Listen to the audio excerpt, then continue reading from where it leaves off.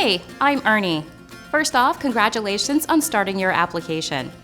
Earning your degree is one of the smartest investments you can make in yourself and your future. As part of your application, you may be required to write a personal statement, also known as a statement of purpose or letter of intent. While the name may vary, all three give you an opportunity to tell the part of your story that your GPA and transcripts alone cannot. It's like a written snapshot of who you are and what makes you the ideal candidate. Here are a few tips to help you write a standout statement. A good place to start is to share what inspired you to pursue your degree. Was it an influential experience or event? Talk about what led you to this point in your life and what specifically drew you to the program in which you are applying. Next, don't be shy. Talk about your accomplishments. I know it can feel a little boastful, but it's okay to be confident and proud without coming off too braggy.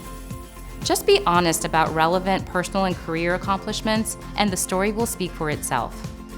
Share your future plans and how this degree will support them. Are you looking to advance in a career?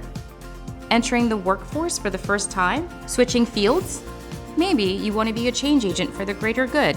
List your goals and explain how a degree will help you reach them. Be concise, but thorough. Try to keep it to one page and around 500 to 750 words.